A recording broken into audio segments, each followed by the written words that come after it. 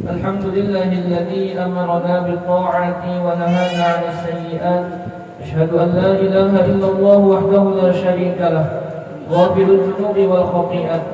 وأشهد أن سيدنا ومولانا محمدا عبده ورسوله هادي الأمة إلى أعلى المقامات. اللهم صل وسلم وبارك على سيدنا محمد وعلى آله وصحبه الذين جاهدوا في سبيل الله فنالوا أعلى الدرجات. أما بعد سبحانك لا علم لنا إلا ما علمتنا إنك أنت العليم الحكيم وتب علينا إنك أنت التواب الرحيم. رب اشرح لي صدري ويسر لي أمري واحلل عقدة من لساني واهدي قلبي ولا حول ولا قوة إلا بالله العلي العظيم. Kitab Mabadi Ilmu Tasawuf disusun oleh Kiai Haji Muhammad Sarni bin Haji Dermani bin Haji Muhammad Siddiq Al-Alabi.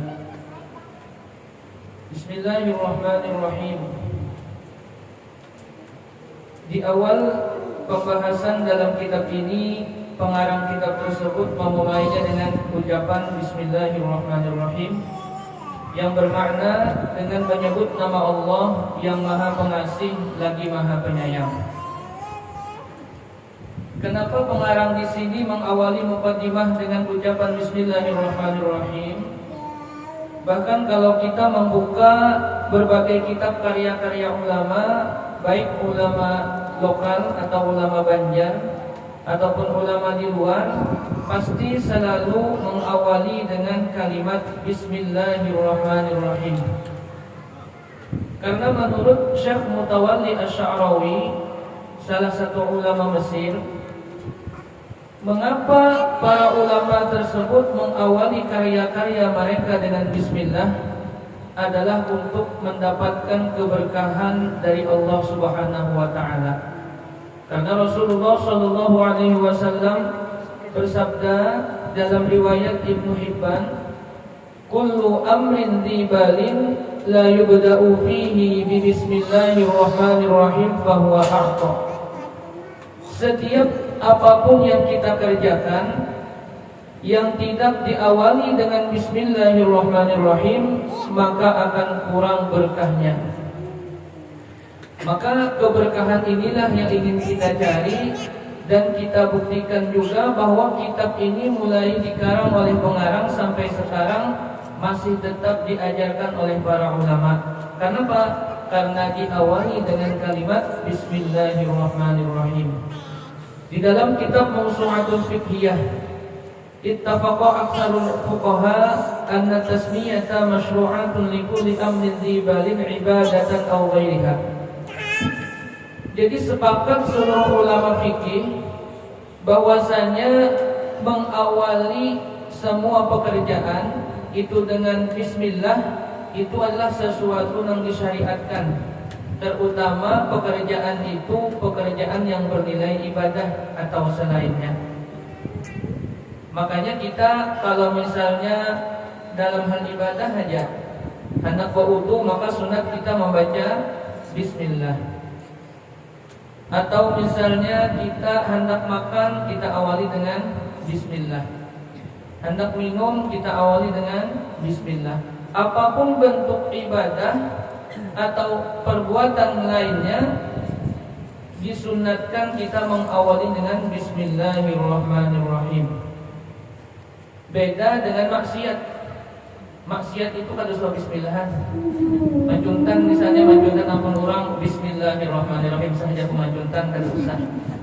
Karena yang disyariatkan dalam bismillah itu adalah pekerjaan yang bernilai ibadah kepada Allah Subhanahu wa Ta'ala. Kita buka aja berbagai macam kitab fikih. Kalau masalah ibadah pasti diawali, disunatkan kita mengawalinya dengan bismillahirrahmanirrahim.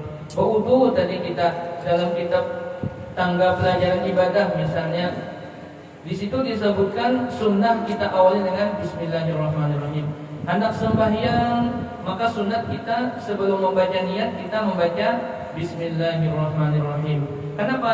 Karena disinilah akan turun berkah dari Allah Subhanahu wa Ta'ala. Hendak makan kita baca bismillah, hendak minum kita baca bismillah.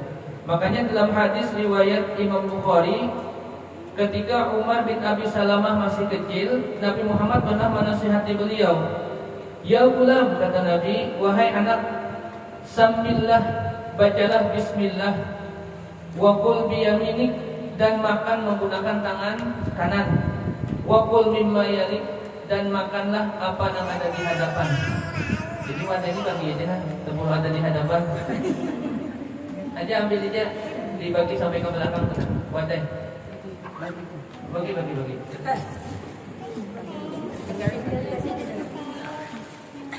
Berkah sholawat yang sholawat ini dibacakan sholawat Nabi. Jadi dalam hadis Nabi, waqul bismillah, sambillah, sebutlah nama Allah dengan bismillah ketika kita makan. Waqul biyaminik, makan menggunakan tangan kanan. Waqul bima yalik, dan makanlah apa yang ada di hadapan kita. Nabi Muhammad juga mengajarkan cara minum seperti itu. Minum dengan membaca bismillah, minum dengan menggunakan tangan kanan, dan minum dengan apa yang ada di hadapan kita. Jadi menaga baju di hadapan bisa saja sambil minum gak apa-apa. Namun belum ada dapat baju, ada di hingga lemari kitab itu ada baju, bisa aja dibagi supaya mengurangi dehidrasi. Nah, baik dehidrasi itu lah kekurangan cairan karena kepanasan. Dehidrasi. Lalu bagaimana cara minumnya Nabi? Nah, di sini Syekh Mutawalli Asy-Sya'rawi memberikan cara bagaimana Nabi Muhammad minum yang patut kita ikuti sunnah Nabi ini. Kata Mutawalli Asy-Sya'rawi, Nabi Muhammad itu kalau beliau minum 3 kali tegukan. Setiap tegukan itu Nabi awali dengan bismillah. Jadi tegukan pertama bismillahirrahmanirrahim, ribah tuntung manakut, Nabi Muhammad membaca alhamdulillahirabbil alamin. Minum lagi Nabi tegukan yang kedua mengawali dengan bismillahirrahmanirrahim, ribah tuntung Nabi akhiri dengan alhamdulillahirabbil alamin. Minum lagi Nabi tegukan ketiga bismillahirrahmanirrahim, lalu Nabi akhiri dengan membaca alhamdulillahirabbil alamin. Inilah tata cara bagaimana Nabi Muhammad itu minum. Maka apa kelebihannya? Kata Syekh Mutawalli Asy-Sya'rawi, siapa yang mengikuti cara Nabi minum seperti ini, diawali dengan membaca bismillahirrahmanirrahim, maka bacaan bismillah tadi, air yang terkandung dalam bismillah itu akan masuk ke dalam tubuh orang tadi, bercampur ke dalam air yang ada tubuhnya tadi, maka orang tersebut akan terhindar daripada pikiran yang tidak baik, atau nafsu-nafsu yang tidak baik, atau pikiran ingin maksiat kepada Allah. Jadi membaca bismillah ketika kita mau minum itu salah satu cara kita menahani supaya jangan bermaksiat kepada Allah Subhanahu wa taala. Maka bisa aja kita contohkan minum dulu nah. Dulu ada bajunya juga. Kalau membaca akan ada bajunya. Nah, jadi cara minumnya Nabi, cara minum Nabi tadi, Nabi Muhammad minum itu 3 tegukan.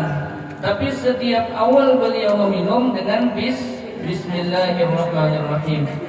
Maka kelebihan orang yang mengikuti cara minumnya Nabi tadi, masuk ke dalam hatinya doa-doa dari bismillah tadi, bercampurlah air ini dengan air yang ada dalam tubuhnya, maka orang tersebut akan terhindar daripada berbuat maksiat kepada Allah. Hati-hati kita ini, nah misalnya ketujuh hendak berbuat maksiat saja, nafsu kita hendak berbuat yang kada baik, maka cara menegah hati kita tadi dengan kita membaca bismillahirrahmanirrahim setiap kali kita ingin minum air atau minum banyu. Ulun contohkan di sini cara minumnya. Bismillahirrahmanirrahim. Minum dulu.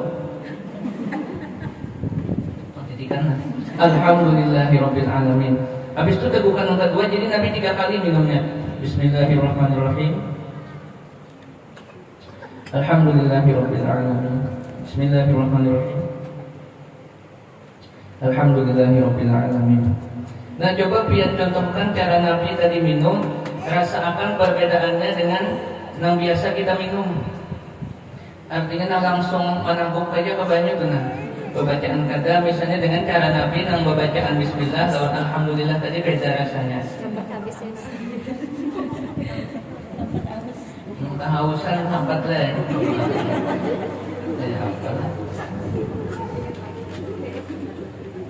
Ada salah seorang ilmuwan dari Jepang namanya Masaru Emoto. Beliau ini peneliti air. Jadi beliau ingin melihat kandungan dalam air.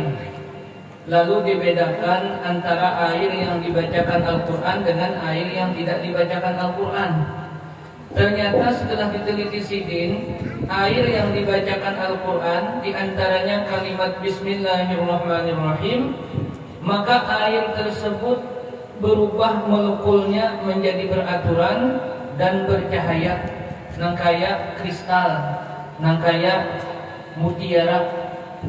Jadi air tadi ternyata berubah dengan bacaan Bismillahirrahmanirrahim. Air yang menjadi baik tadi dengan bacaan Bismillahirrahmanirrahim kita masukkan ke dalam tubuh kita, maka otomatis kita akan menjadi orang yang baik. Pikiran kita akan baik karena ada nur, ada cahaya yang masuk dalam tubuh kita. Nah, ini luar biasa kelebihannya membaca Bismillahirrahmanirrahim. Karena menurut penelitian 75% anggota tubuh kita ini banyak isinya. Mengkata percaya, hitungi seorang, ukuri seorang. Mengkata percaya tuh nah. Kita percaya aja gimana? Otak kita ini 74,5% itu banyak. Tubuh kita ini 75% banyak. Apabila tadi kita masukkan air yang dibacakan ayat-ayat Al-Quran, air yang dibacakan Bismillahirrahmanirrahim masuk ke dalam otak kita, masuk ke dalam tubuh kita, otomatis kita akan menjadi orang yang baik, pikiran kita akan baik. Bahkan kalau kita bisa membandingkan orang yang rajin membaca Al-Quran itu ia lebih cerdas dibandingkan orang yang kada bisa membaca Quran. Kenapa? Karena masuk ke dalam hatinya tadi nur cahaya dari Allah Subhanahu wa taala. Makanya penting banget kita belajar Al-Qur'an. Anak-anak kita tentunya lebih penting lagi belajar Al-Qur'an supaya apa? Menambah kecerdasan seorang anak tadi. Makanya kita ada misi TK Quran itu supaya apa? Supaya anak tadi belajar Al-Qur'an, masuk bacaan-bacaan Quran ke dalam hatinya, ke dalam nih benda-benda cair dalam hati, dalam dirinya tadi, maka anak tadi menjadi anak yang cerdas. Coba buktikan aja bila ada anak nang rajin mengaji lawan anak nang kada bisa ngaji, beda banget kecerdasannya.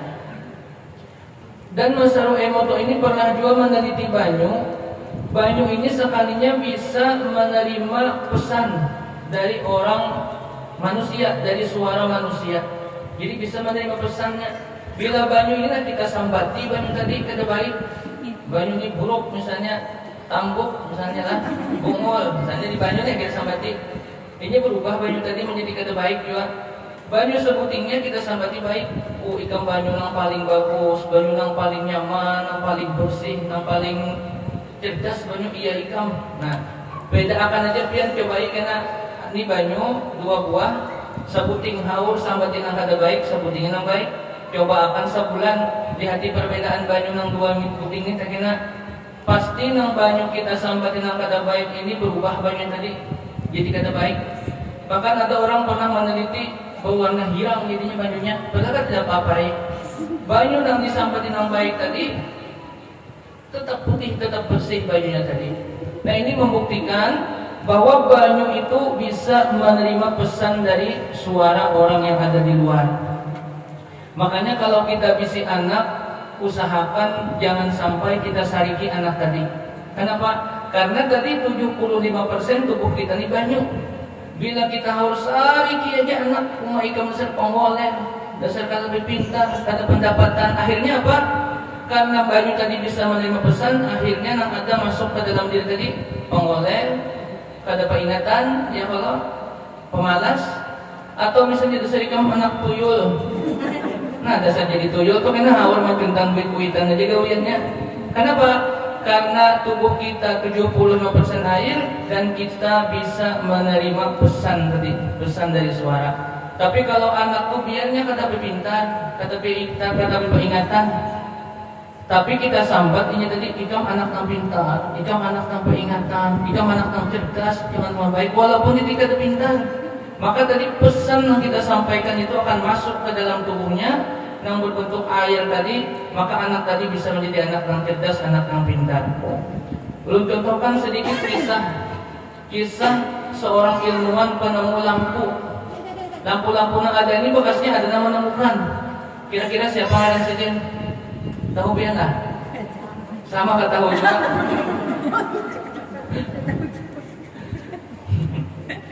Siapa ngarannya? Tadi ingat Jona. Abraham kan siapa ngarannya? Inya itu orangnya kata pintar lagi kenanakan. Jadi kata pintar.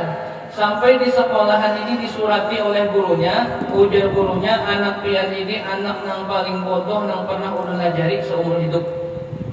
Supaya pian jangan kecewa, ampih aja pian anak pian sekolah di sini. Disurati ke itu lawan gurunya.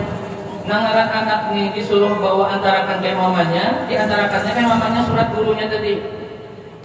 Cuma karena memang yang kata pintar ya kada bisa membaca, jadi disuruh mamanya bacakan. Tolong pang pian bacakan surat gurunya apa isinya. Tapi mamanya ini pintar juga, dibaca mamanya bagamat dulu kopinya bacaannya apakah ya kalau sekali dibaca sidin menyuruhkan ampih lawan anak sekolah, lawan anak ini bungul benar di sekolahan. Kata pemelajari gurunya. Akhirnya apa? Ujar mamanya, ikam ini nakaijar disambat guru, pintar banget pemintarnya di sekolahan. Sampai-sampai guru kesannya lebih pintar ikam pada guru, sehingga ilmu guru berataan sudah tak kaya ikam. Ikamnya anak yang paling cerdas, dan ikam akan menjadi orang yang sukses kena. Tapi sekolahan ini nakaijar kata cocok kesan ikam karena ikam ini terlalu cerdas banget. Jadi kita ambil jadi sekolah di sini dulu.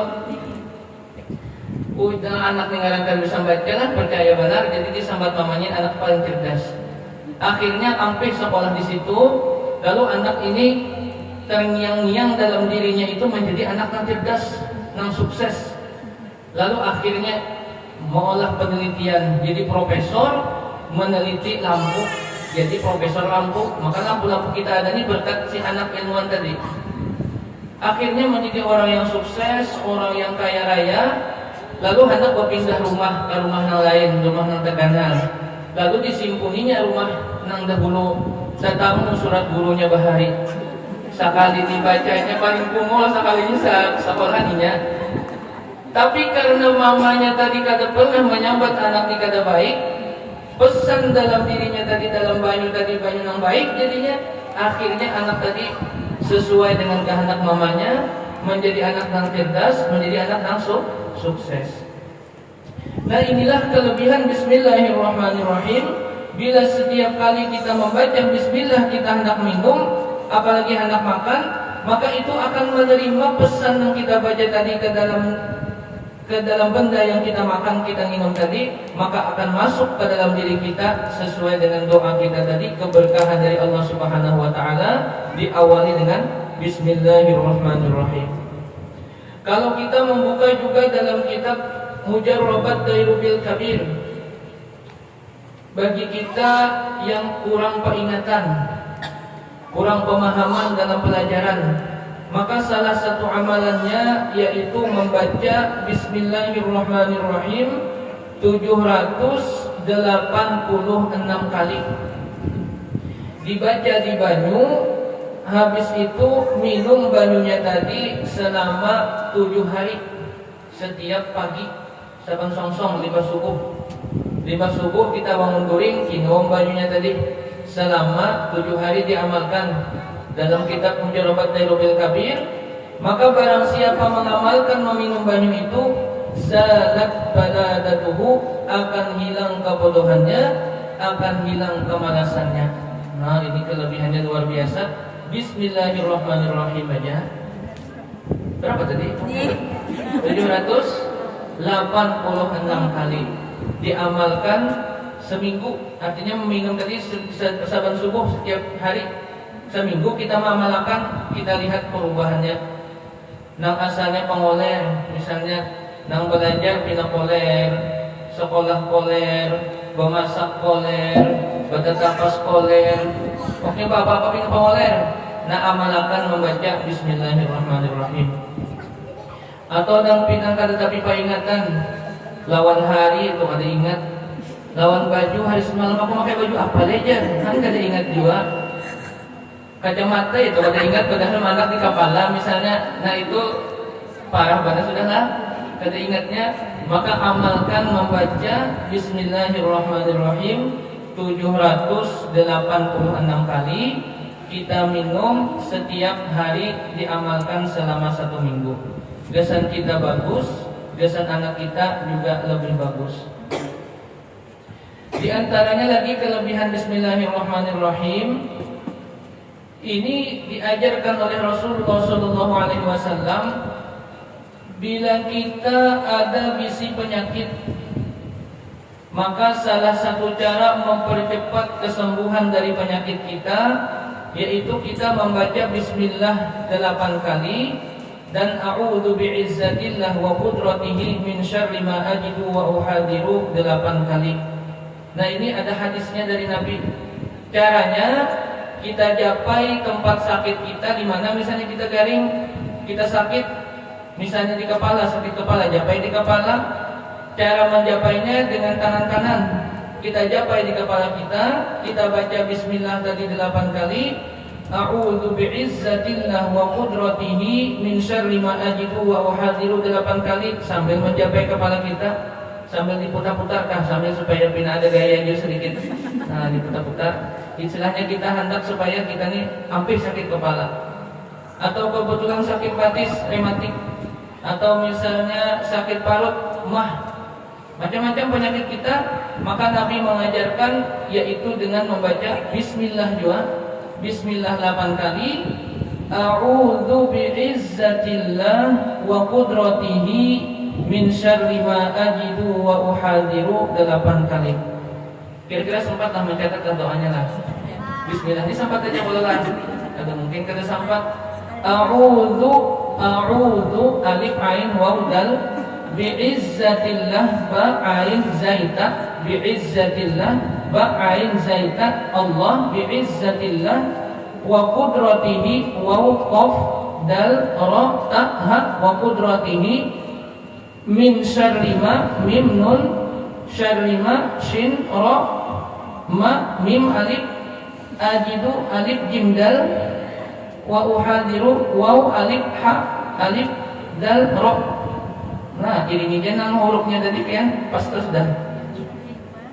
Mungkin dapat juga berarti banyak yang ingin baca Bismillah tadinya tak. Direkam bisa juga doanya tadi. Nah supaya ingat berataan, supaya kita bawa ta'amalakan hadis Nabi ini, coba kita baca Bismillah tadi 8 kali. Doanya a'udzu bi'izzatillah, karena ulun mempinakan. Nah kita japai, kita letakkan tangan kita sebelah kanan di mana kita merasa sakit. Haritan kita di mana terserah aja, ada yang sakit di kepala, sakit di bahu, sakit di tangan, sakit di parut, sakit di batis, sakit di pinggang, sakit hati, japai hati. Kalau sakit hati, kalau bilang emah sakit hati japai di hati ya Pak. Kita amalkan. Banyu ini juga kita sambil kita hendak di hadapan, karena lima potong membaca kita tiup baju tadi. Jadi ada yang kita japai, ada yang kita tiup. Supaya ingat doanya tadi. Ini doa yang diajarkan oleh Nabi dalam sebuah hadis. Kita baca sama-sama. Di mana sakitnya? Putih parut aja kan. Udah haritan mah bila jadi di parut ya. Saya juga laparannya oleh saya juga. Kita baca sama-sama.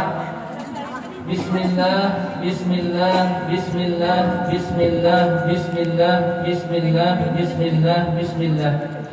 A'udzu bi'izzatillah wa qudratihi min syarri ma ajidu wa uhadiru. A'udzu bi'izzatillah wa qudratihi min syarri ma ajidu wa uhadiru. A'udzu bi'izzatillah wa qudratihi min syarri ma ajidu wa uhadiru. أعوذ بعزة الله وقدرته من شر ما أجد وأحاذر أعوذ بعزة الله وقدرته من شر ما أجد وأحاذر أعوذ بعزة الله وقدرته من شر ما أجد وأحاذر أعوذ بعزة الله وقدرته من شر ما أجد وأحاذر أعوذ بعزة الله وقدرته من شر ما أجد وأحاذر. Siap bapaknya masing-masing.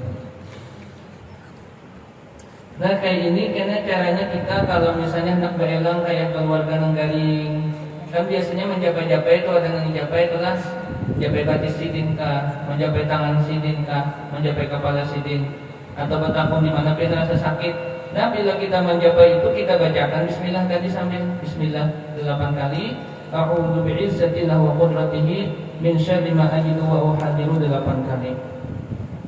Ulun dapat doa ini dari salah satu guru ulun ketika mewakili musabaqah tahfidzul Quran tingkat nasional di Jakarta. Mulai rumah ada keingatan membawa obat sampai ke Jakarta sekalinya ulun garing. Bahasa kitanya tuh menyamak, jadi beginak tungali, beginak muntah-muntah pulang. Obat kada ingat membawa. Maka besok hari jangan tampil. Maka ujar guru, ujar sidin, amalkan di sidin doa ini. Ya doa tadi Bismillah tadi japa aja sini mana kamu merasa sakit karena ulun sakitnya tuh di sini ya Allah tidak ada nah. Sakitnya tuh di sini nah. Di sini tidak ada sini. Bahina kali lalu ulun baca doa tadi. A'udzu bi'izzatillah wa qudratihi min syarri ma ajidu wa ahwadhiru. Tapi rasa yakin banget baca tadi ya Allah karena kita pada tampil besok kan supaya kayak apa supaya sembuh. Alhamdulillah sembuh hari itu. Padahal diurutkan tadi baca akan aja. Berurutan di mana? Coba urutan waktu itu kan kada. Bawa obat cari obat keluar kada paham di Jakarta. Jadi kita bacakan doa tadi bertawakal, alhamdulillah sembuh. Besok hari kawat tampil. Nah ini bagus amalan ini kita baca bila kita menjenguk keluarga yang sakit atau kita lagi ada sakit supaya cepat disembuhkan oleh Allah. Kita mengamalkan doa diajarkan oleh Nabi, diawali dengan Bismillah 8 kali. A'udzu bi'izzatillah wa qudratihi min syarri ma ajidu wa uhadiru 8 kali. Ini keberkahan daripada Bismillahirrahmanirrahim. Berkah itu apa artinya? Ada yang tahu lah arti berkah? Mulai tadi kan kita bisa berkah aja. Apa arti berkah tadi? Kalau menurut Imam Ghazali, berkah itu adalah bertambahnya kebaikan dari Allah Subhanahu wa taala. Kalau menurut Imam Abdul Baqa Al-Kufi, berkah itu adalah sesuatu yang tumbuh dan berkembang, baik yang nampak maupun tersembunyi. Kalau yang secara nampak, misalnya orang tadi berusaha, berberkah usahanya berarti apa? Bermaju usahanya tadi itu namanya berberkah. Kalau misalnya orang bisi harta, berbanyak hartanya berarti namanya berberkah. Kalau orang bisi anak, berbanyak anaknya. Kalau orang bisi bini, berbanyak.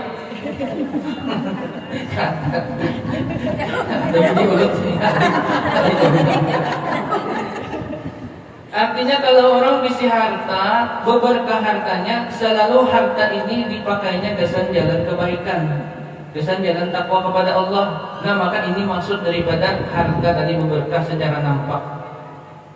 Kalau secara tersembunyi, bila orang tadi mendapatkan berkah dari Allah Subhanahu wa taala, maka hatinya ini selalu senang, tenang dan bahagia.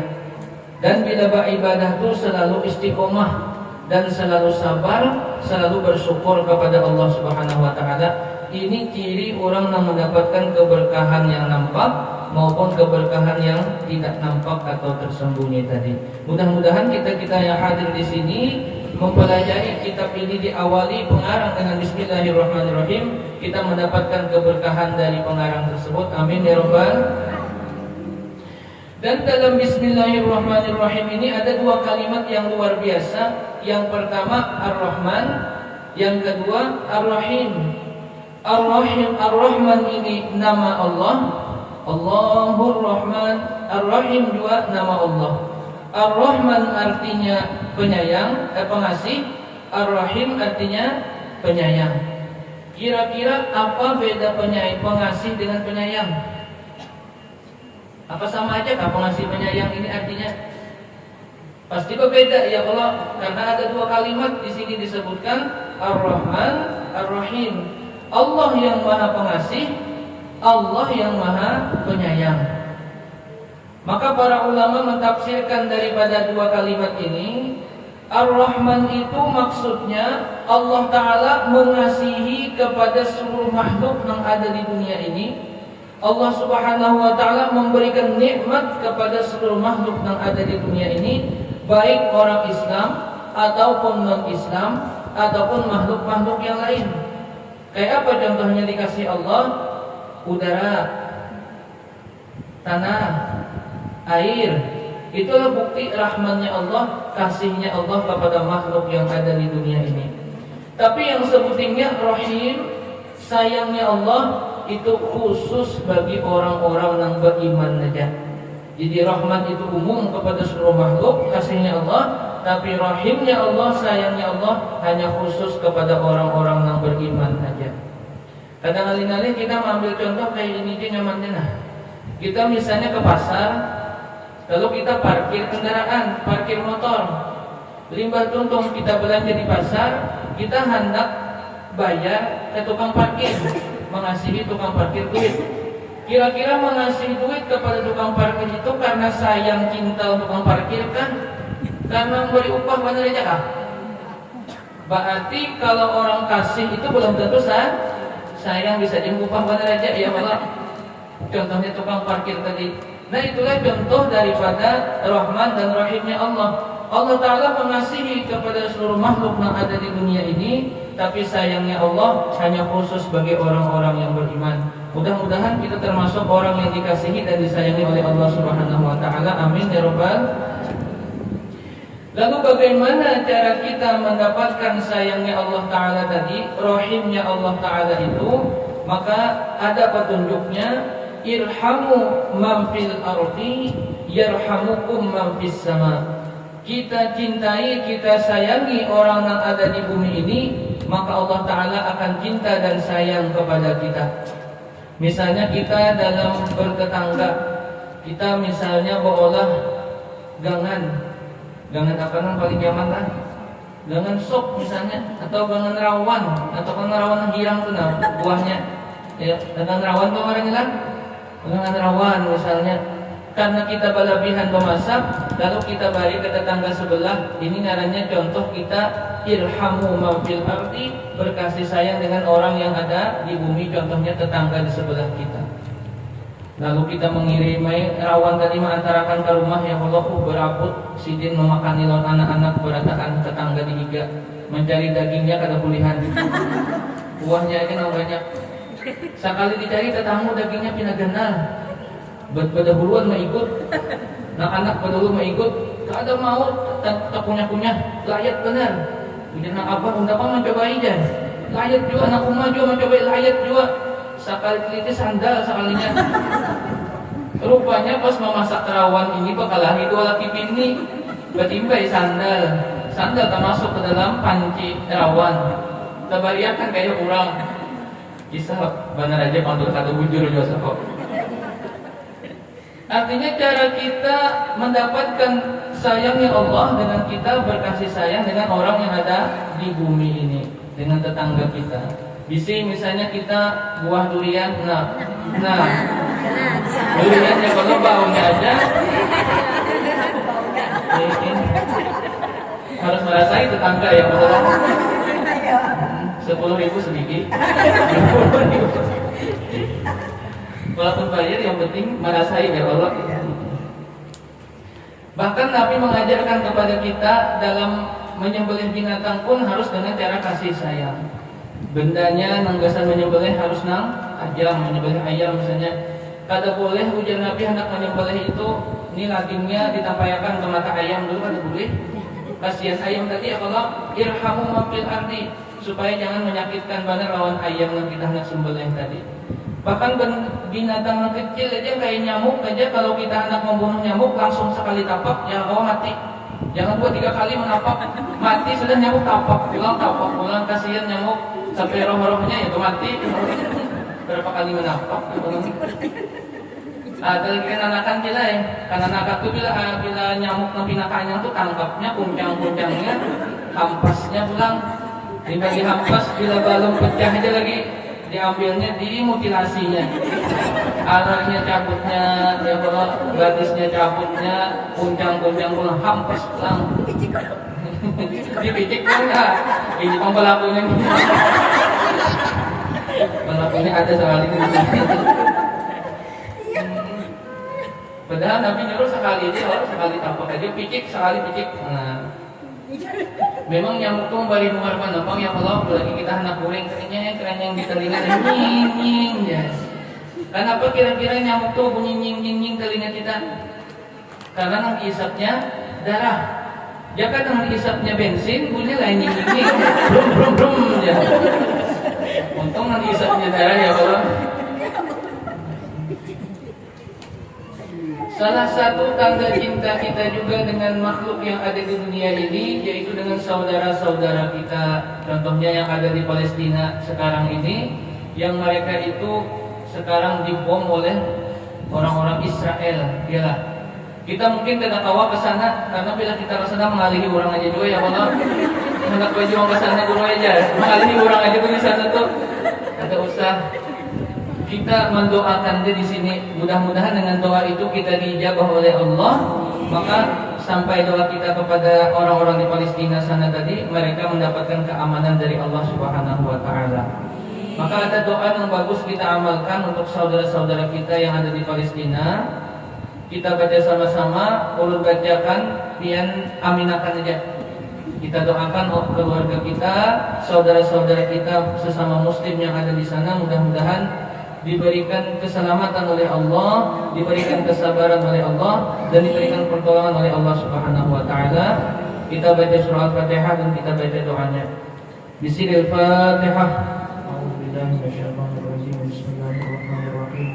Alhamdulillahirabbil alamin, arrahmanirrahim, maliki yaumiddin. Iyyaka na'budu wa iyyaka nasta'in. Ihdinas siratal mustaqim. Siratal ladzina an'amta 'alaihim ghairil maghdubi 'alaihim waladdallin. Amin. Amin. Bismillahirrahmanirrahim. Alhamdulillahi rabbil alamin. Wassalatu wassalamu ala asyrafil anbiya'i wal mursalin, sayyidina wa nabiyyina Muhammadin wa ala alihi wa sahbihi ajma'in. Allahumma ansur ikhwanana al-muslimina fi Palestin wa fi kulli makan. Allahumma ansur ikhwanana al-muslimina fi Palestin wa fi kulli makan. Allahumma ansur ikhwanana al-muslimina fi Palestin wa fi kulli makan. Allahumma ansur al-mujahidin fi Palestin wa fi Gaza. Allahumma ansur al-mujahidin fi Palestin wa fi Gaza. Allahumma ansur المجاهدين في فلسطين وفي غزة. اللهم انصر إخواننا المستضعفين في فلسطين وفي غزة. اللهم الطف بهم وارحمهم وأخرجهم من ضيق والحصار. اللهم اكشف قلوبهم وثبت أقدامهم وأهلك أعداءهم يا رب العالمين. وصلى الله على سيدنا محمد وعلى آله وصحبه وسلم والحمد لله رب العالمين. Ini doa yang bagus kita baca supaya mudah-mudahan Allah Subhanahu wa taala mengabulkan doa kita. Saudara-saudara kita sesama muslim di Palestina diberikan pertolongan oleh Allah Subhanahu wa taala, dan orang-orang Israel laknatullah diberikan azab oleh Allah Subhanahu wa taala. Amin ya rabbal alamin. Karena dalam sebuah hadis Nabi menjelaskan, la tashuddur rihal illa ila thalathati masajid. Jangan kita mencita-cita untuk bepergian, untuk berziarah kecuali hanya 3 masjid. Yang pertama kata Nabi Masjidil Haram Mekah, biasanya kita berumrah berhaji. Wa Masjidil Aqsa Palestina. Jadi Masjidil Aqsa itu salah satu tempat yang bagus yang dianjurkan oleh Nabi untuk kita ziarah ke tempat itu. Karena Nabi Isra Mi'raj juga mulai Masjidil Haram ke Masjidil Aqsa Palestina. Yang ketiga, wa masjidi, kata Nabi, masjidku yaitu Masjid Nabawi. Ke Masjidil Aqsa kita mungkin kada kawa untuk sekarang ini, tapi ada dua masjid lagi yang bagus kita datangi yang dianjurkan oleh Nabi, yaitu Masjidil Haram Mekah dan yang kedua Masjid Nabawi di Madinah. Maka mudah-mudahan kita sebarataan bisa berziarah nantinya ke Masjidil Haram dan ke Masjid An-Nabawi di Madinah, baik itu melaksanakan haji maupun umroh. Amin ya rabbal alamin. Mudah-mudahan kita semua dipanjangkan umur, disehatkan badan, diluaskan rezeki, dihidupkan dan diwafatkan dalam beriman, dikabulkan segala hajat kita dunia dan akhirat, dihindarkan dari segala macam bala bencana, mara bahaya, haru-hara dan segala macam jenis virus dan penyakit. Dan mudah-mudahan dengan berkat adanya majelis ilmu di tempat ini, daerah kita menjadi daerah yang baldatun thayyibatun wa rabbul ghafur, dipenuhi dengan ketentraman, keberkahan, rahmat, ridho dari Allah Subhanahu wa taala, dan nanti kita bersama-sama dikumpulkan bersama Rasulullah di dalam surga. Amin amin ya rabbal alamin. Ala tilkan niyat bisiril Fatihah. A'udzubillahi Bismillahirrahmanirrahim. Alhamdulillahi Rabbil Alamin Ar-Rahmanir-Rahim Maliki Yawmiddin Iyyaka na'budu wa iyyaka nasta'in Ihdinas siratal mustaqim Siratal ladzina an'amta 'alaihim ghairil maghdubi 'alaihim waladdallin. Amin. Amin. Bismillahirrahmanirrahim. Alhamdulillahi Rabbil Alamin Wassalatu wassalamu ala ashrafil anbiya'i wal mursalin سيدنا ونبينا محمد وعلى آله وصحبه أجمعين. اللهم إنا نسألك سلامة في ديننا وأهلنا وأولادنا وأموالنا وعافية في أجسادنا وزيادة في علمنا وبركة في رزقنا. اللهم افتح لنا أبواب الخير وأبواب الرحمة وأبواب البركة وأبواب النعمة وأبواب القوة وأبواب الصحة وأبواب العافية. اللهم يسر لنا زيارة مكة والمدينة ببركة سيدنا محمد صلى الله عليه وسلم. اللهم يسر لنا زيارة مكة والمدينة ببركة سيدنا محمد صلى الله عليه وسلم. اللهم يسر لنا زيارة مكة والمدينة ببركة سيدنا محمد صلى الله عليه وسلم. ربنا آتنا في الدنيا حسنة وفي الآخرة حسنة وقنا عذاب النار. بحق يا ربي بالمصطفى بلغ مقاصدنا واغفر لنا ومضى وسع الكرم. يا ربي بالمصطفى بلغ مقاصدنا ومضى وسع الكرم. يا ربي بالمصطفى بلغ مقاصدنا واغفر لنا ومضى وسع الكرم. وصلى الله على سيدنا محمد وعلى آله وصحبه وسلم والحمد لله رب العالمين.